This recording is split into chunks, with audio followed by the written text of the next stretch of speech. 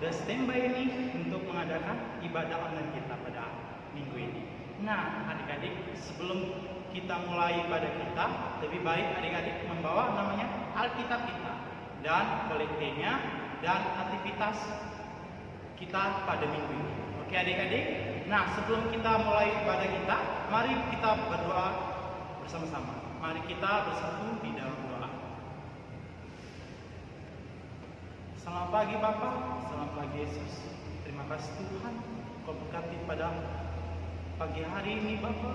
Kiranya Engkau memurapi kami dalam segala yang kami lakukan Tuhan.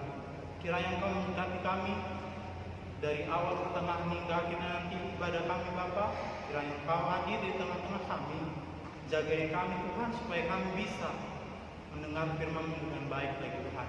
Tuhan yang baik, terima kasih Tuhan. Di doa permohonan kami ini kami telah berdoa dan mengucap syukur pada saja. Amin. Nah, mari kita bernyanyi bersama-sama adik-adik, yaitu Yesus itulah satu-satunya. Sambil bertepuk tangan ya adik-adik.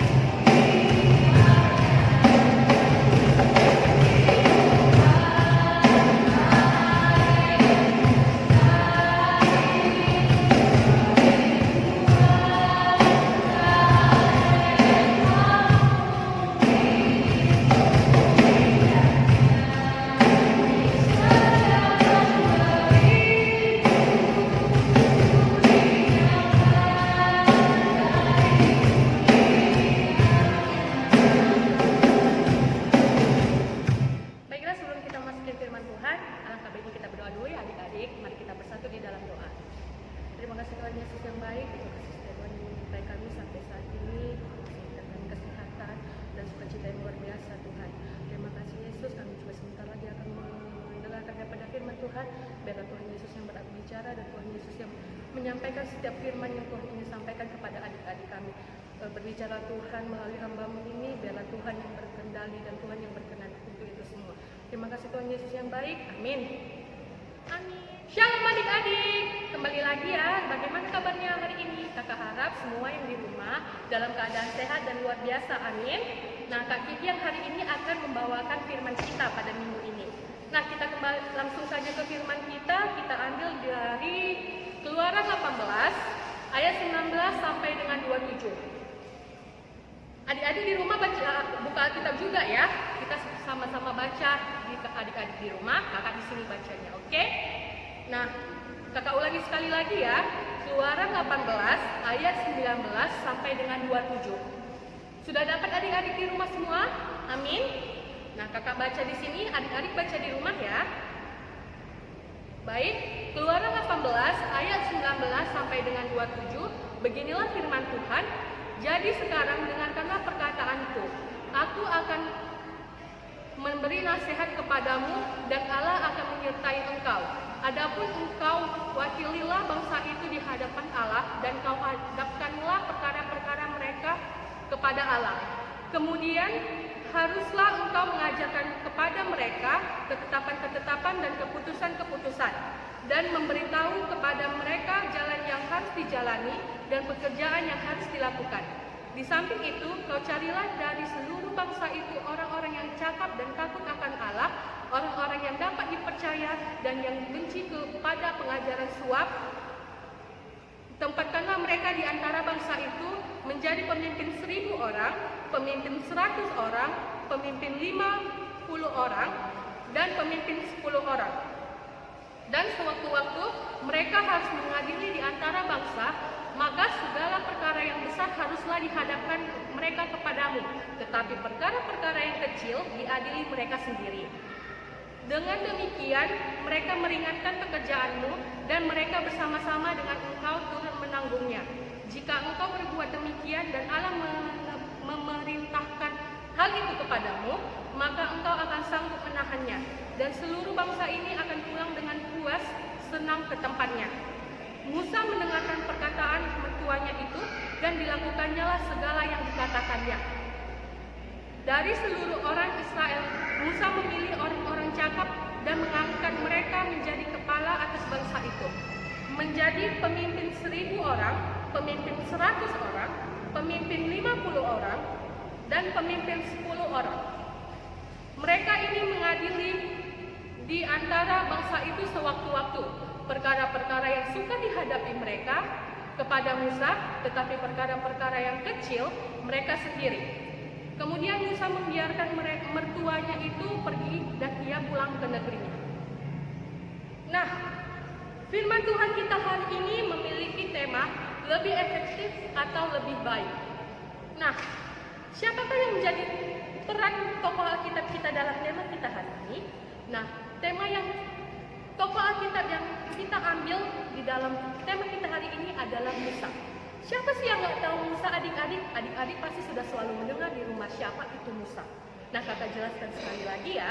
Musa itu adalah orang yang dipilih Tuhan, orang yang dipercayakan Tuhan, membawa bangsa Israel keluar dari tanah Mesir menuju ke tanah Kanaan. Nah, di saat kepemimpinan Musa, Musa sangat kewalahan adik-adik. Kenapa?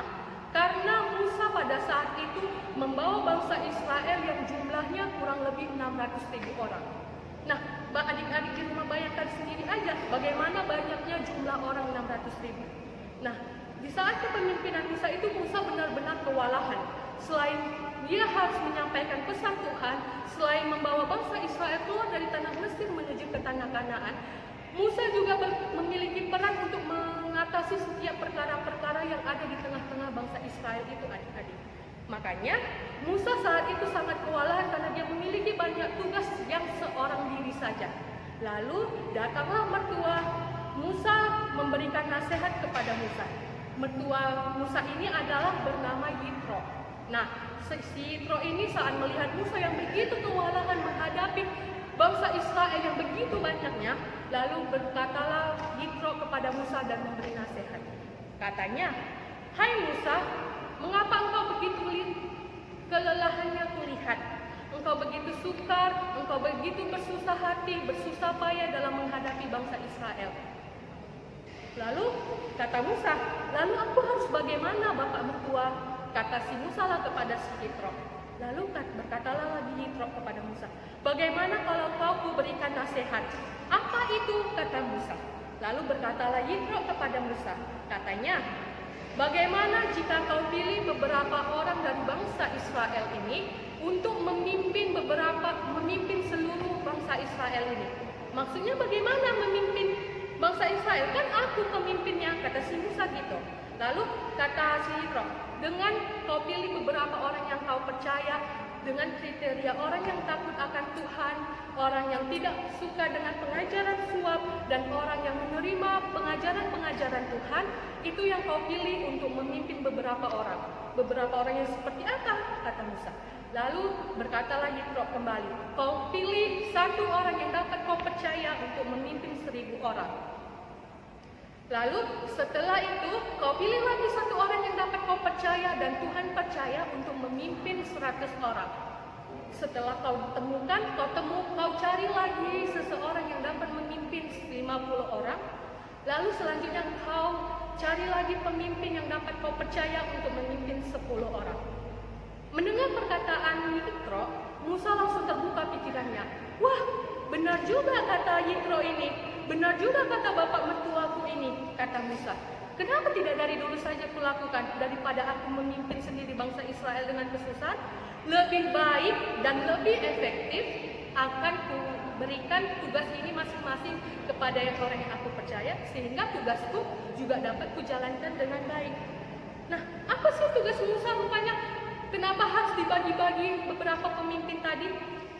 Tugasnya adalah yang pertama, agar Musa tidak lagi menghadapi perkara-perkara yang kecil, melainkan perkara-perkara yang besar. Maksudnya di mana sih Kak perkara-perkara yang kecil itu? Nah, misalnya nih di bangsa Israel, misalnya kita kasih contoh di dalam perkumpulan yang 50 orang bangsa Israel tadi. Mereka memiliki masalah nih, masalahnya misalnya terjadi pencurian atau perkelahian. Nah, pada saat perkelahian itu terjadi, Musa tidak langsung terjun kepada 50 orang tadi, melainkan pemimpin yang dipercayakan Musa tadi yang diberikan mandat, yang diberikan kepercayaan untuk menyelesaikan permasalahan mereka. Jadi, pemimpin yang dipilih Musa tadi yang mengadili dan yang memberikan hukuman kepada orang yang bersalah dan orang yang membuat keributan tadi. Nah, seperti itulah tugas yang meringankan Musa tadi. Lalu perkara yang besar itu seperti apa Kak? Misalnya di dalam suatu bangsa Israel itu terjadi pertengkaran yang hebat atau korupsi atau apapun itu. Nah, di situ tidak lagi pemimpin-pemimpin yang dipercaya Musa tadi yang melakukannya, tetapi mereka menyerahkannya kepada Musa agar Musa yang mengadili mereka dan Musa yang menghukum mereka. Nah, itulah salah satu tujuan daripada Musa membagi-bagi pemimpin bangsa Israel tadi. Lalu yang kedua apakah tujuannya Musa memilih orang-orang yang dapat dipercaya tadi Kak? Lalu yang kedua adalah agar Musa fokus membawa bangsa Israel keluar dari tanah Mesir menuju ke tanah Kanaan. Jadi Musa tidak lagi mengurusi apapun yang perkara-perkara kecil yang ada di bangsa Israel tadi, tetapi Musa hanya fokus bagaimana bangsa Israel ini cepat menuju ke tanah Kanaan dan tidak lagi berlama-lama di padang pasir. Nah, itu contoh yang kedua, tujuan yang kedua maksud kakak. Lalu tujuan yang ketiga apa? Ini yang paling penting, tujuan Musa membagi pemimpin-pemimpin tadi. Tujuan yang terakhir adalah adik-adik, agar pesan-pesan dan firman Tuhan yang sampai kepada bangsa Israel itu tidak terlewatkan. Jadi Tuhan mau Musa menyampaikan firman-Nya dengan baik dan benar.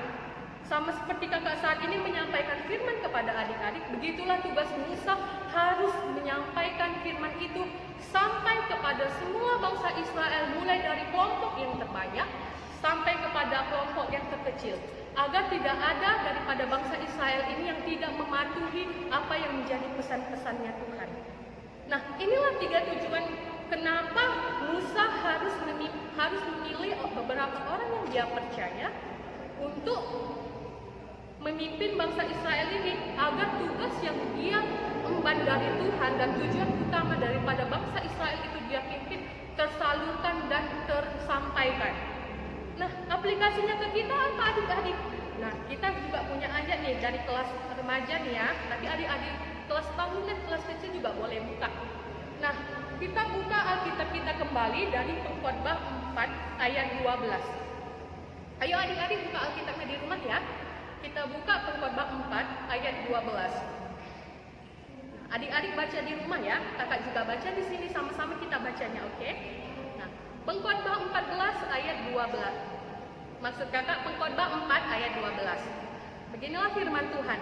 Dan bila mana seorang dapat dialahkan, dua orang akan dapat bertahan, tali tiga lembar tak mudah diputuskan. Nah, kak apalagi nih ayat Alkitabnya kak? Kok kayak pepatah gitu? Nah, kakak pun berpikir pertama ini seperti pepatah. Namun setelah kita kaitkan kepada firman Tuhan yang sebelumnya tadi, yang dari Keluaran 18 ayat 19 sampai 27, itu sangat berhubungan adik-adik. Kenapa? Di sini dikatakan di kalimat pertama, dan bila mana seorang dapat dialahkan. Sama seperti Musa tadi, jika Musa hanya sendiri saja memimpin 600.000 bangsa Israel itu adik-adik, yakinlah tujuan untuk kembali ke tanah Kanaan, pesan-pesan Tuhan dan segala perkara-perkara itu akan semeruat, akan bercampur aduk dan tidak akan ada jalan keluar jika Musa sendiri yang memimpin bangsa Israel. Maka dari itulah gunanya seperti yang di kalimat kedua ini dibilangnya lagi kan, di Pengkhotbah 4 ayat 12 tadi, dua orang akan dapat bertahan, tali 3 lembar tak mudah diputuskan. Nah, itu tadi saat Musa memilih pemimpin yang dia percaya untuk dapat menghandle bangsa-bangsa Israel tadi adik-adik. Nah, disitulah Musa dapat bekerja sama dengan baik, dapat melakukan tugasnya, dapat melakukan tujuannya, dapat menyampaikan firman Tuhan dengan baik dan benar. Nah, maka dari itu, saat Musa bekerja sama, saat Musa tidak bekerja sendirian, segala sesuatunya dapat dia selesaikan dan dapat dia selesaikan dan dapat dia sampai kepada tujuannya. Seperti itu. Nah, apalagi kak aplikasinya ke kita sebagai anak-anak zaman now ya, anak-anak yang zaman sekarang. Apa harus jadi pemimpin dulu kak? Atau aku pergi ke Israel dan terus aku jadi pemimpin Israel? Gak perlu seperti itu juga adik-adik. Nah, adapun aplikasi kepada kita, misalnya nih, berarti kita harus bekerja sama dengan baik agar segala yang kita kerjakan itu bisa berjalan dengan baik. Contohnya seperti apa kak? Contohnya nih, adik-adik di rumah pasti masih sekolah kan? Dan saat ini kita sedang dihadapkan sekolah online. Nah, sekolah online itu yang kakak dengar ya dari teman-teman atau dari adik-adik yang bersekolah di luar ya, itu sekolah online susah sekali kak. Loh kenapa susah? Bayangkan aja, di depan handphone selama berjam-jam tanpa ada istirahat. Nah itu bakalan susah. Jadi apakah hubungan sekolah online dengan tema kita hari ini? Lebih baik atau lebih efektif? Nah kita harus bekerja sama adik-adik. Jadi di sekolah online itu kan harus ada kerjasama guru, adik-adik sebagai murid dan orang tua yang mendampingi adik-adik. Jadi jika salah satu daripada ketiga ini tidak bisa melakukan kerjasamanya dengan baik, yakinlah tidak akan bisa sekolah online itu berjalan dengan baik. Nah contohnya seperti apa kak? Misalnya nih sekolah online sudah dimulai, guru sudah bersiap untuk memberikan materi, dan orang tua sudah bersiap untuk mendampingi adik-adik. Nah tiba adik-adiknya sendiri malah main-main, adik-adik sendiri malah nggak fokus, malah nggak mau belajar. Nah di situ adalah suatu kesulitan adik-adik, tidak efektif dan tidak baik. Kalau adik-adik yang mau bersekolah online malah main-main, orang tuanya udah siap, gurunya udah siap, malah adik-adik. Padahal yang di sini yang mau dipintarkan siapa? Orang tua. Yang mau dipintarkan siapa? Guru. Siapa yang mau dipintarkan? Adik-adik kan? Nah, begitulah contohnya. Kalau adik-adik bisa diajak kerjasama dengan baik, yakinlah sekolah online itu akan bisa berjalan dengan baik adik-adik. Nah, seperti itu dia. Lalu contoh selanjutnya apa? Nah, contoh selanjutnya adalah saat adik-adik di rumah. Nah, saat adik-adik di rumah ini pasti rata-rata di rumah adik-adik kan, nggak ada yang lagi di luar negeri kan? Ya, nggak ada kan? Nah, apalagi lebih banyak waktu libur di rumah. Nah, lebih baik kita menjalin kerjasama yang baik antara adik-adik, kakak, abang, orang tua. Nah, kalau sudah ada kerjasama yang baik, yakinlah rumah itu akan terlihat damai, akan terlihat tenang. Contohnya seperti apa, Kak? Contohnya, misalnya di rumah itu, jika mama atau bapaknya membagi-bagi tugas, adik-adik yang bagian cuci piring, terus kakaknya yang bagian nyapu, atau abangnya yang bagian bersih-bersihkan kamar mandi. Nah, lakukan aja tugasnya itu masing-masing dengan sukacita. Supaya apa? Agar kerjasama yang baik tercipta di rumah itu. Bayangkan aja kalau adik-adik tidak mau mengerjakan tugasnya, kan kakaknya merepet, kan abangnya pasti marah.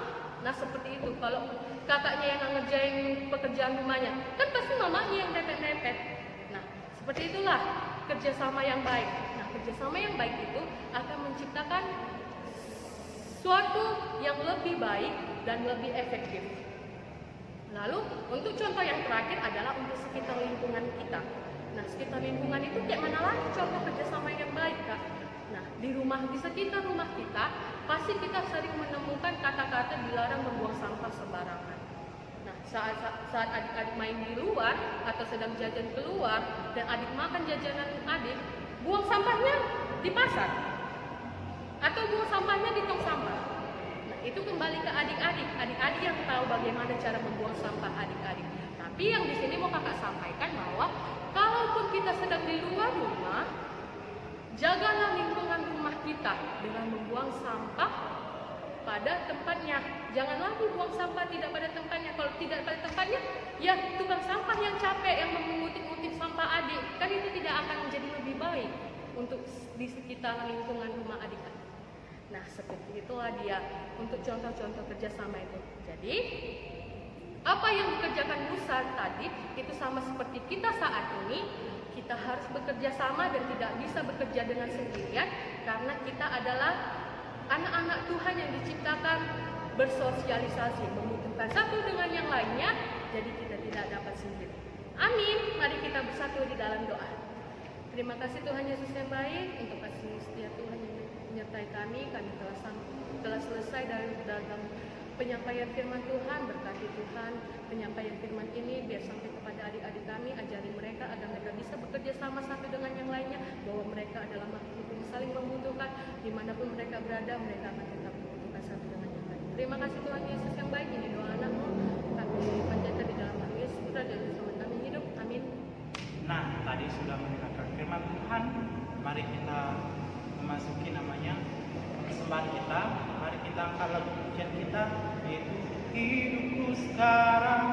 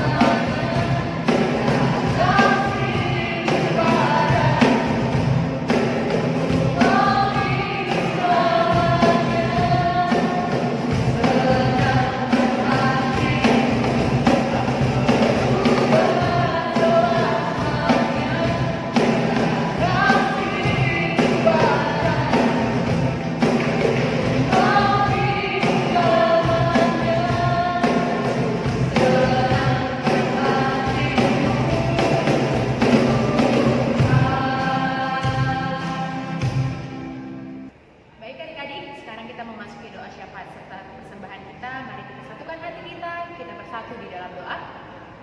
Bapa yang penuh kasih, kami mengucap syukur Tuhan atas kebaikan-Mu yang begitu berlimpah bagi setiap kami Tuhan. Pada saat ini Tuhan, kami sudah selesai mendengarkan sebagian dari firman-Mu Tuhan. Kiranya firman yang boleh kami perdengarkan pada hari ini itu boleh menjadi pelita bagi kehidupan kami Tuhan. Dan Tuhan, kami telah mengumpulkan persembahan kami bagi kemuliaan nama-Mu. Berkati kami Tuhan, agar kami boleh mengelola persembahan yang telah kami kumpulkan ini bagi kemuliaan nama-Mu saja. Dan berkati juga yang tertinggal pada kami Tuhan, agar kami boleh memanfaatkannya dengan sebaik-baik mungkin. Dan Tuhan yang baik, pada saat ini kami ingin berdoa Tuhan untuk setiap adik-adik sekolah minggu kami. Engkau yang memberkati mereka Tuhan di dalam masa persekolahan mereka. Kiranya Tuhan, tangan-Mu yang menyertai mereka di dalam dunia pendidikan mereka Tuhan. Dan saat ini mereka mengikuti kegiatan pembelajaran secara daring. Engkau yang memperlengkapi mereka Tuhan. Kiranya Engkau menjamah setiap adik-adik kami sehingga mereka Tuhan boleh mengerti akan sistem pembelajaran yang saat ini boleh berlangsung Tuhan, sehingga materi-materi yang boleh disampaikan oleh guru-guru mereka itu boleh menjadi bekal mereka bagi masa depan mereka Tuhan. Dan Bapa yang baik, kami juga ingin berdoa Tuhan untuk setiap orang tua daripada adik-adik kami. Mari Engkau yang memberkati Tuhan dalam setiap kegiatan mereka, dalam setiap pekerjaan mereka. Engkau yang membuat berhasil Tuhan. Engkau yang melancarkan setiap pekerjaan usaha mereka, sehingga boleh menghasilkan rezeki yang mencukupi bagi kebutuhan keluarga mereka Tuhan. Dan Tuhan yang baik, kami juga ingin berdoa Tuhan untuk setiap orang tua, bahkan adik-adik kami yang berulang tahun pada bulan ini. Kami mengucap syukur Tuhan atas kebaikan-Mu untuk bertambahnya usia daripada orang tua, bahkan adik-adik kami. Kiranya seluruh adik-adik bahkan orang tua kami ini boleh menjadi anak-anak terang Tuhan, sehingga mereka boleh menjadi generasi penerus daripada gereja ini. Dan Bapa yang baik, kami juga ingin berdoa Tuhan buat seluruh saudara-saudara kami yang mungkin saat ini sedang lemah, sedang sakit. Engkau yang memberkati mereka, Engkau yang menjamah mereka Tuhan. Kiranya bilur-bilur kesembuhan daripada-Mu boleh turun pada setiap mereka, sehingga mereka boleh pulih Tuhan, sehingga mereka boleh disembuhkan. Bahkan penyakit yang ada di dalam tubuhnya boleh Kau angkat Tuhan, sehingga mereka boleh lebih semangat lagi untuk menjalani hari-hari yang ke depannya. Dan Bapa yang baik, kami juga ingin berdoa untuk setiap guru-guru sekolah minggu yang Kau percayakan di tempat ini Tuhan. Engkau yang memberkati kami dalam setiap kegiatan, bahkan program kerja yang akan kami lakukan bagi anak-anak sekolah minggu Tuhan. Kiranya kami boleh memberikan yang terbaik bagi adik-adik kami, bagi orang tua, bahkan serta bagi kemuliaan nama-Mu Tuhan. Ajari kami Tuhan untuk menjadi guru sekolah minggu yang kompak. Ajari kami Tuhan untuk menjadi guru-guru sekolah minggu yang memiliki kreativitas yang tinggi, sehingga nama-Mu dipermuliakan melalui pelayanan kami Tuhan. Dan Bapa yang baik, kami berdoa khususnya bagi negeri kami saat ini Tuhan. Engkau yang mengetahui Tuhan problema apa yang saat ini terjadi di negeri kami. Kiranya Tuhan, Engkau memberikan kebijaksanaan bagi setiap para pemimpin kami, agar kiranya mereka boleh menemukan langkah-langkah yang baik Tuhan, sehingga masyarakat Indonesia boleh pulih dari perekonomian, bahkan boleh pulih dari sakit penyakit serta virus yang saat ini sedang merebak di Indonesia Tuhan. Bahkan kami berdoa khususnya bagi pasien-pasien yang saat ini sudah terkena Tuhan, Engkau yang memulihkan mereka, sehingga mereka boleh sembuh total Tuhan dari virus-virus yang saat ini sedang ada. Dan Tuhan, Engkau yang memberkati setiap masyarakat Indonesia, agar kami kiranya boleh patuh dan taat akan setiap peraturan dan tindakan yang boleh diwajibkan oleh pemerintahan kami. Terima kasih Tuhan, kami mau menyerahkan seluruh kehidupan kami, bahkan pelayanan kami ke dalam tangan pengasihan-Mu. Di dalam nama-Mu, Yesus Kristus, Juru Selamat kami manusia yang hidup. Haleluya. Amin. Nah, sebelum kita mengakhiri ibadah kita, mari kita bernyanyi hidupku berharga bagi Allah. Ku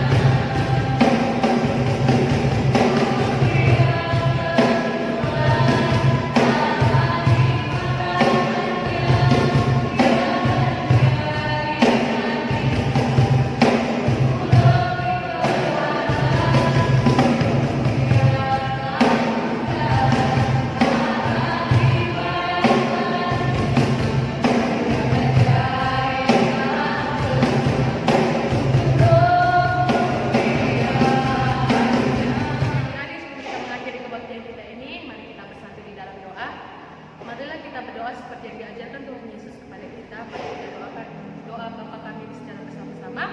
Bapa kami yang di surga, sekarang namamu dan dalam kerajaanmu, jadilah kehendakmu di bumi seperti di surga. Berikanlah kami pada hari ini makanan kami yang secukupnya, dan ampunilah kami akan kesalahan kami, seperti kami juga mengampuni yang bersalah kepada kami. Dan janganlah membawa kami dalam pencobaan, tetapi lepaskanlah kami daripada yang jahat. Karena Engkau yang punya kerajaan dan kuasa dan kemuliaan sampai selama-lamanya. Amin. Pulanglah dan terimalah berkat daripada Tuhan. Biarlah terang kasih-Mu tetap menyinari kehidupan kami, agar kami dapat menjadi berkat bagi sesama kami. Amin.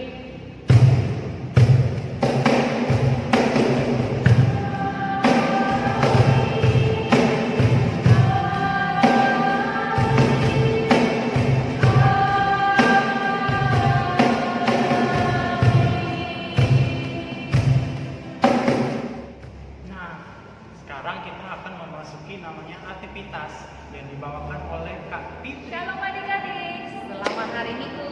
Kita jumpa lagi di aktivitas kita di minggu ini tanggal 27 September. Nah, adik-adik sudah siap semua perlengkapannya, ada buku, ada pena, kertas, dan sebagainya. Oke, nah kakak akan mulai aktivitasnya dimulai dari kelas kecil ya.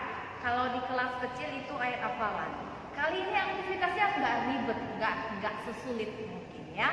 Jadi hanya simpel dan sederhana. Jadi kamu perhatikan baik-baik.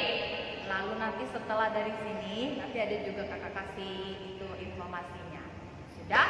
Kita mulai dari kelas kecil. Kelas kecil siap-siap. Ya, siap di rumah ya.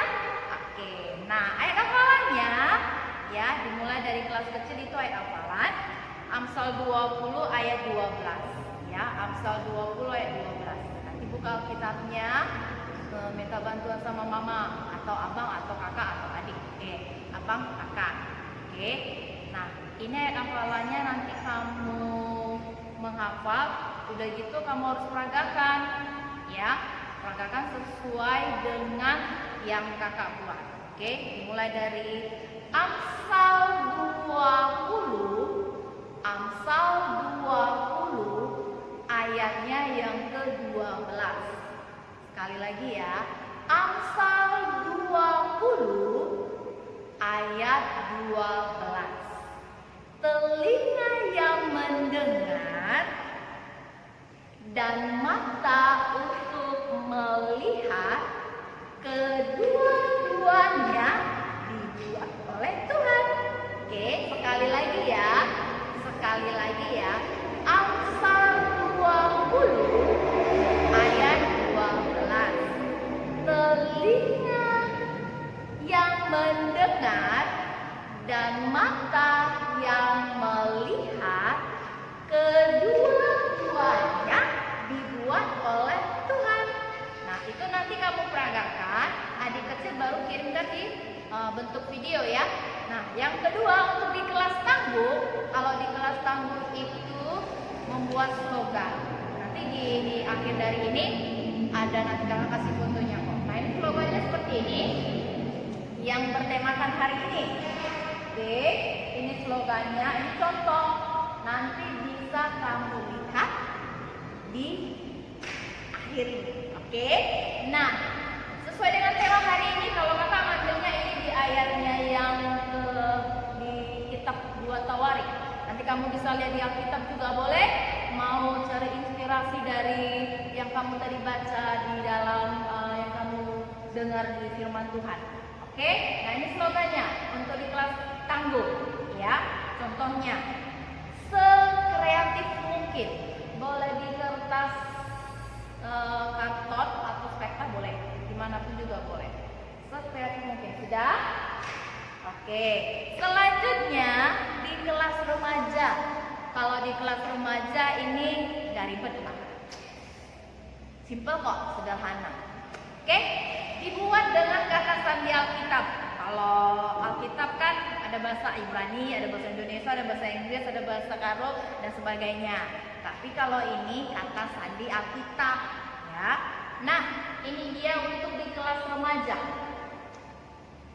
Sudah selesai dari ini, kamu nanti bisa lihat nanti di fotonya ya.